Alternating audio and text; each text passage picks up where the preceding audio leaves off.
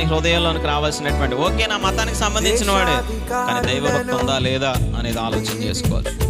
ఒకవేళ వేరే మతానికి సంబంధించిన వాడు, వేరే కులానికి సంబంధించిన వాడు, ఇతను లంచగొండా కాదా, ఇతడు న్యాయంగా ఉండగలుగుతాడా లేదా, అసలు నేను వేసేటువంటి ఓటు వల్ల ఎవరికన్నా ప్రయోజనం కలుగుతుందా లేదా అనేది ఒకటికి 10 సార్లు ఏం చేయాలి, ఆలోచించాలి.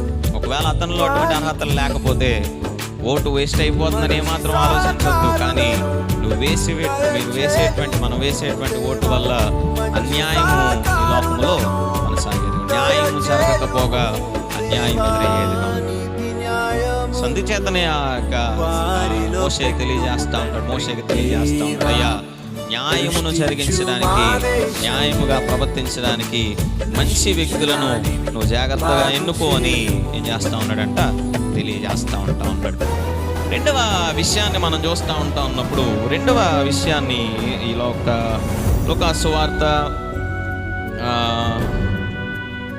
20వ అధ్యాయము 20 నుంచి 26 వచనాల్లో మరొక విషయాన్ని అక్కడ మనం చదువుతూ ఉన్నాం.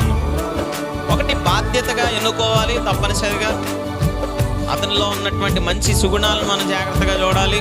అతను మంచివాడా కాదా, మంచి పేరున్నటువంటి వాడా కాదా, అతను న్యాయంగా ప్రవర్తించేటువంటి వాడా కాదా.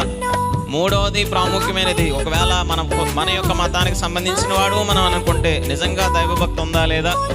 నాలుగవది, లంచము తీసుకోనకుండా జాగ్రత్తగా ప్రజలకు మంచి చేస్తాడా లేదా అనేది నేను తప్పనిసరిగా ఆలోచన చేయాలి.